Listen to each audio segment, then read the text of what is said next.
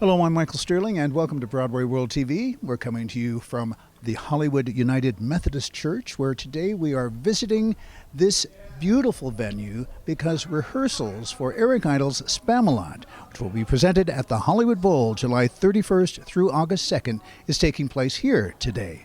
So, two things that are very important. If you've never seen Spamalot, now's your chance to see it in the most splendid of venues and in the most spectacular way. With an all-star cast, most of them you will know certainly from their roles in motion pictures and on television. So make sure that you get your tickets, because there's only 17,000 seats at the Bowl, and when it sells out for a show like this, you can't even buy them through a scalper. So make up your mind soon. But come back to us right away, because we're going to be talking to the stars of the show. Welcome your show to the Hollywood Bowl. Yes. Yes? Yes.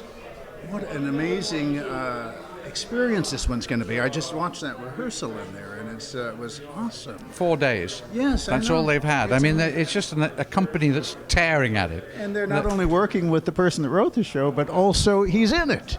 Well, I'm a small part in it, yes. And it's also the Python touch. You know, they like to have a Python around because, you know, we've been doing it a bit. And I couldn't be more happy. Yes. Really. Well, you know, I don't know why it takes so long for some shows to get to the Hollywood Bowl, but this one, it has when it was announced, there was a big reaction to it. Oh, finally. Well, I'm glad, but it came to the West Coast a little later because Steve Wynn bought it for Vegas and blacked out the whole of the West Coast. Of course he wouldn't.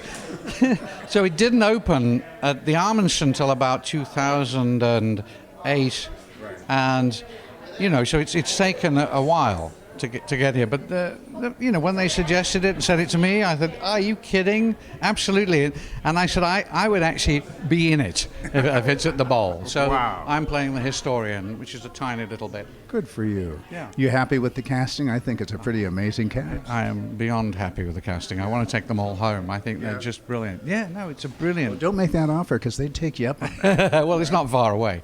It's very tight schedule. Everybody has been truly, I think, digging in as much as possible. It's been great. Have you done anything like this at all before on a platform like this? No, nothing to this level. I mean, I did do the Radio City Christmas Spectacular. Oh. I was 12 at the time, but still, there is that in my background, so there's a little bit of that in my DNA. Yeah.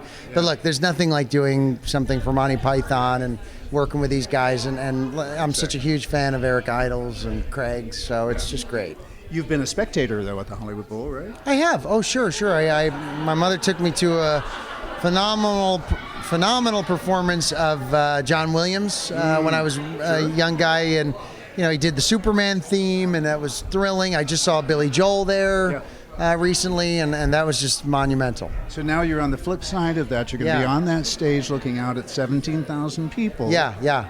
Performing. Yeah. The secret is, the lights are so bright for us up, when we're up there, that you can't really take in the whole thing because it's just you're blinded by the lights. So in a way, that's a good thing. Yeah. So let's talk about your experience with Spamalot, doing it together. You kind of went through this step by step, right? From the national tour. Let's start there. Yeah, I mean, it's nothing like this where it's just flying together so quickly. We really got time to sort of lay it all down from the ground up for the first national tour. And it was great. We got to know each other pretty well, so it's trippy to be doing it again together, but it's fun to be able to share that with an LA audience. Exactly.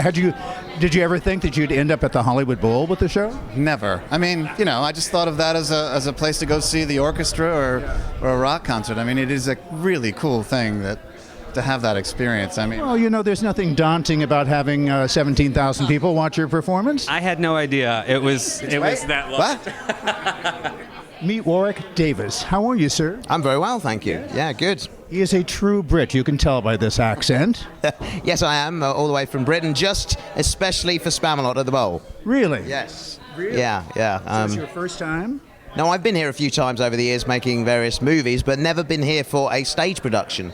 Right. And as soon as Eric Idle asked me to come and do this, I jumped at the opportunity. I mean, to play the Hollywood Bowl is wonderful, but also to appear in this show, which is a show that I deeply love, and the character Patsy that I play I played in the West End for a run, and just loved the character and loved the show.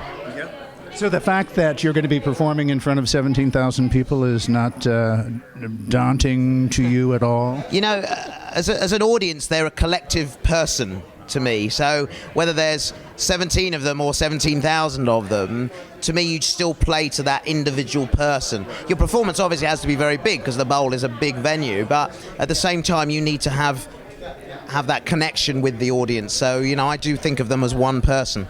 So how is it working with Eric Idle and Jesse, Tyler Ferguson? Eric Idle and I, Eric conceived Seussical. A lot of people don't know that. And so we first got to meet and work with each other back in 2000. So it was nice. It's a nice reunion. And I've been such a huge fan of the movie of Monty Python and the Holy Grail. I saw it like 30 times when I was a kid. Is that all? Yeah. And then I saw the show 4 times because I always had friends in it. Jesse and I have been old friends, but we've never worked with each other. So this is really nice. And then some wonderful new people, Craig, and I've never worked with Meryl before, so I'm amazed at the amount of talent that they've. They always do a good job at that. Yeah, it's exciting, for the audience. It is, and last year I got to do hair at the Bowl, so I know You're becoming a regular, in other words. I am. I'm part of the repertory company.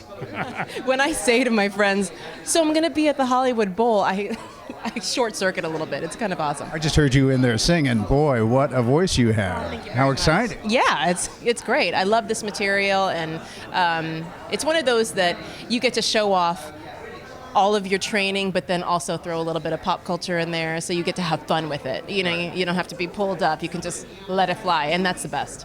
Now, I've been asking everybody that's coming through the line if it's their first time in Los Angeles or first time at the Hollywood Bowl, or both. First time at the Hollywood Bowl for sure, and I had never even set foot in the Hollywood Bowl until I saw Journey a few weeks ago, which is absolutely mind-blowing to be in that space and to see such an iconic band like that. But I've been in LA for a few years now doing TV, so it's my new home now. Craig, welcome to BroadwayWorld TV. Well, thank you very much. And to the Hollywood Bowl. Thank you very much again. And to Spamalot. Thank you again. Are you having the time of your life? It is quite rewarding, quite a thrill. And it's all good things. It started off, we started rehearsals this week, so it was kind of how's this going to go, but it's moving swimmingly. Well, they've had experience in putting this together. I mean, even though it is in a very short process, you're on your 4th day, I think, right now? Yeah, we started Monday, so yeah. So what an amazing experience you're going to be in for. There's nothing like being at the Hollywood Bowl. First of all, I think when you live in Los Angeles, if you don't make it to the Hollywood Bowl during the summer for at least one thing, you're missing out. Yeah, you're cheating yourself of the experience of living. The audience that comes there comes for fun. They come to enjoy. It's such a beautiful space. The acoustics are amazing, and then you got the weather. It's a beautiful place to take in a show. I had the pleasure of hosting a show there last year, the Black Movie Soundtrack. So to have been on the stage then and then come back and do it the second year in a row, to grace the stage, it's really nice for me. So you're a pro at this already, then, being on that stage. I've been there. I know some of the crooks and turns. So yeah. Tell us a little bit about what you're doing in the show, about your role. I play King Arthur. You do you? I do, and I'm going to round up some knights for my round table, and then turns out I get a quest from God to go find the Holy Grail. So that turns into it. I don't care if it's witty or